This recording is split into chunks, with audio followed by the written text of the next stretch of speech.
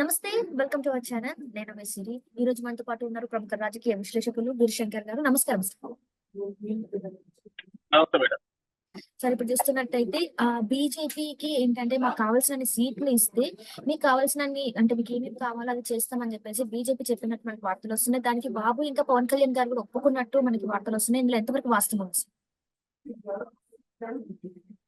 100% వాస్తవం అని చెప్పే అనుకోవాలి. ఎందుకంటే బీజేపీ పొత్తు ఉంటుందా లేదా అనేది ఇప్పటి వరకు సందిగ్ధంలో ఉన్న బాబు, చంద్రబాబు నాయుడు గారు, పవన్ కళ్యాణ్ గారు ఒక్కసారిగా బీజేపీ దగ్గరికి చివరి ప్రయత్నంగా వెళ్ళి ఒక్కసారిగా వాళ్ళు చెప్పిన షరతులన్నిటికీ ఒప్పుకొని వాళ్ళకి కావాల్సిన మామూలుగా అనుకున్నది 5 పార్లమెంట్ సీట్లు, 6 ఎమ్మెల్యే సీట్లు అనుకున్నారు. దానికన్నా ఎక్కువగా ఇచ్చే ప్రయత్నం ఎంత జరిగింది అనుకుంటే దీని వెనక బీజేపీ యొక్క ఆపన్న హస్తం అనేది ఈ కూటమికి చాలా అవసరం. ఈ ఎన్నికల్లో వీళ్ళు పార్టిసిపేట్ చేయాలన్నా, వీళ్ళు ఎన్నికలు సజావుగా నడవాలన్నా, జగన్మోహన్ రెడ్డి గారి దాష్టీకాన్ని తట్టుకొని నిలవాలన్నా వీళ్ళకి బీజేపీ సపోర్ట్ అనేది చాలా అత్యవసరం అని చెప్పి వీళ్ళు గ్రహించారు. అందుకే చంద్రబాబు నాయుడు గారు పవన్ కళ్యాణ్ గారిని తీసుకొని అపాయింట్మెంట్ ఉన్నా లేకపోయినా వెళ్ళి అక్కడ అపాయింట్మెంట్ కోసం వేచి వాళ్ళు చెప్పిన అన్ని షరతులకు తలాడించి ఖచ్చితంగా ఆ పొత్తును కుదుర్చుకున్నారు. దాని ద్వారా వీళ్ళు విజయం సాధించే దిశగా ముందుకెళ్లారని చెప్పి మనం చెప్పుకోవచ్చు. అంటే ఇప్పటి వరకు అయితే బీజేపీ అనేది ఏపీలో ఎక్కడి వరకు అయితే లేదు. అంటే చాలా తక్కువ ఓటు శాతం ఉంది. సో ఆ పార్టీ ఉపయోగాల కోసం ఇట్లాంటివి అడిగిందని మనం అనుకోవచ్చా సార్? యుద్ధంలో అందరూ కూడా మనం ఒక విషయం ఇక్కడ గమనించాల్సింది ఏంటంటే, ఓట్లున్నాయా లేవా అనే విషయం పక్కన పెడితే ఈ ఎన్నికల్లో కొత్తగా ఒక ఎన్నికల్లో పోటీ చేయడానికి వచ్చే ఒక వ్యక్తి ఒక పార్లమెంటు మెంబర్ అనుకోండి, అతని దగ్గర ఒక దాదాపు ఆ పార్లమెంట్ ఖర్చు పెట్టడానికి ఒక 500-700 కోట్లు ధనం ఉందనుకోండి, వాళ్ళు ఈ పార్టీకి ఎసెట్ అవుతారు కదా.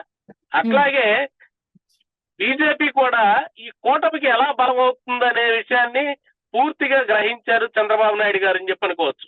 ఆయన అనుభవం ఇక్కడ ఉపయోగపడింది. ఎందుకంటే బీజేపీ పొత్తు లేకుండా వీళ్ళు ఆంధ్రప్రదేశ్ లో ఎన్నికల్లో నడిపే పరిస్థితులు, ఎన్నికల్లో పార్టిసిపేట్ చేసి ప్రచారం చేసి ఎన్నికలు ఓట్లు వేయించుకునే పరిస్థితి అనేది లేదు.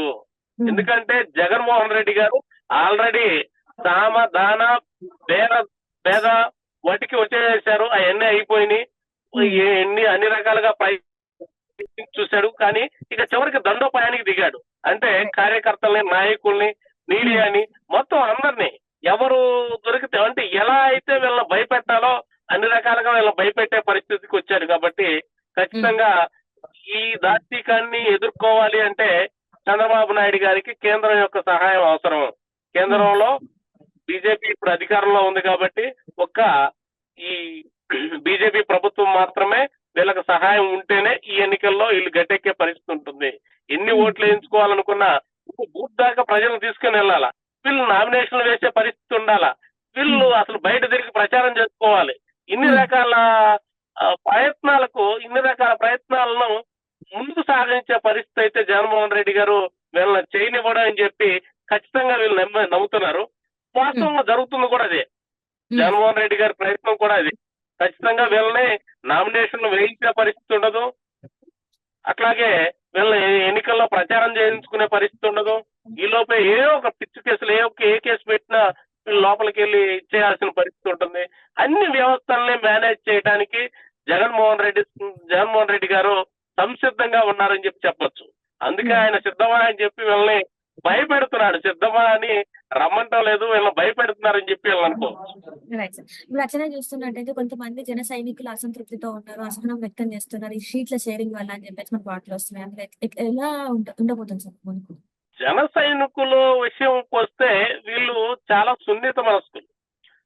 చిన్న వాటికి అలుగుతారు, చిన్న వాటికి చిన్న భుజం మీద చేసి పలకరించగానే తృప్తి పడతారు అనమాట. అట్లాంటిది జన సైనికుల కోపం ఎంతోసేపు ఉండదు నాకు తెలిసి.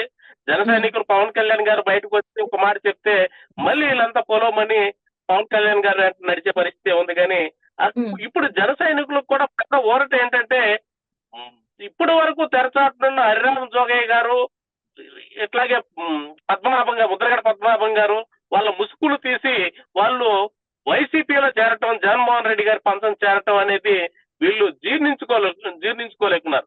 ఇప్పుడు జన సైనికులకున్న తపన, ఆవేశం ఎలా ఉంది అంటే పవన్ కళ్యాణ్ గారు తక్కువ సీట్లు తీసుకున్నారు అనే దాని మీద కన్నా కూడా ఈ జోగయ్య గారు, ముద్రగడ పద్మనాభం గారు ఎన్నాళ్ళు కాపుల ముసుగులో మనల్ని మోసం చేశారనే విషయం మీద ఎక్కువ అసంతృప్తితో ఉన్నారు, ఎక్కువ ఆవేశంగా ఉన్నారు.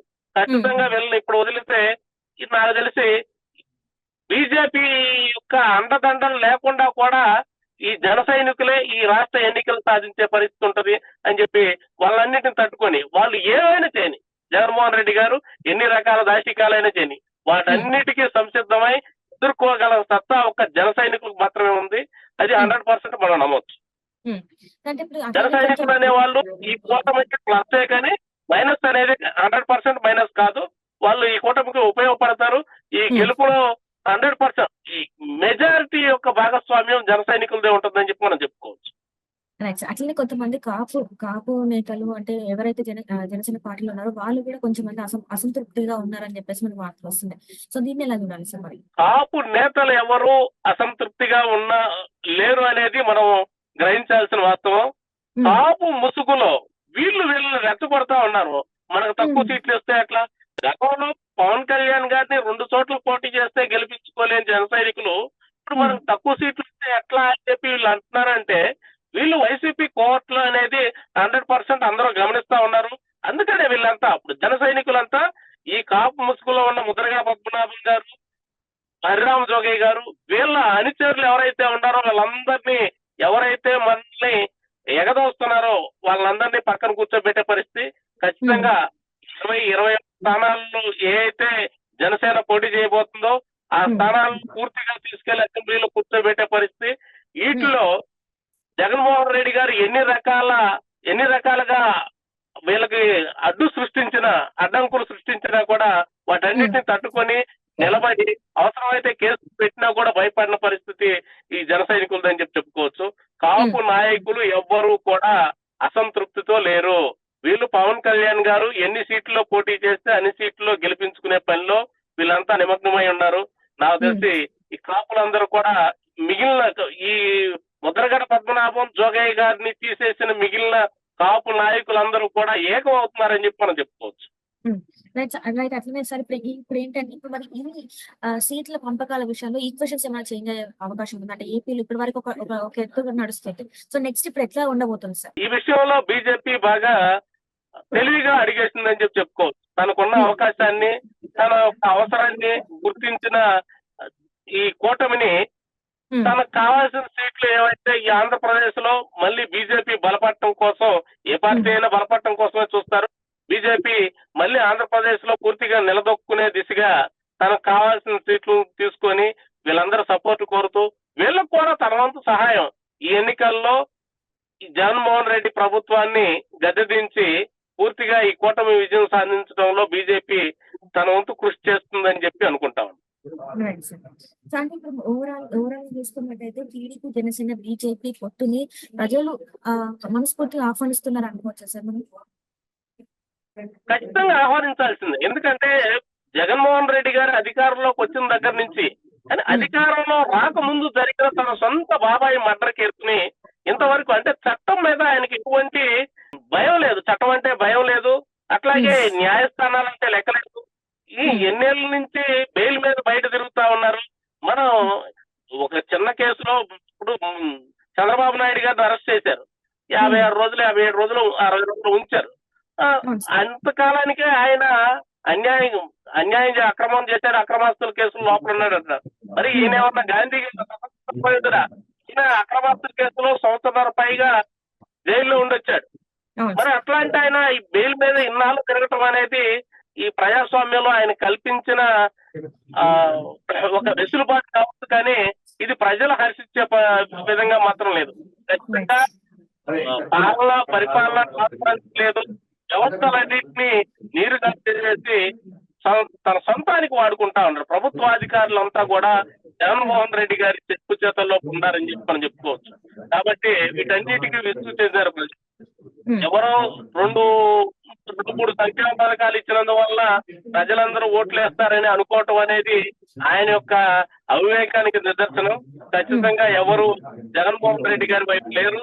ఈ కూటమి గెలుపు కోసం జగన్మోహన్ రెడ్డి గారే కాదు, జగన్మోహన్ రెడ్డి గారు కాకుండా ఎవరైనా పర్లేదు గెలిపించుకుంటామని అనే పరిస్థితికి ఆంధ్రప్రదేశ్ ప్రజలు వచ్చారని చెప్పి మనం చెప్పుకోవచ్చు.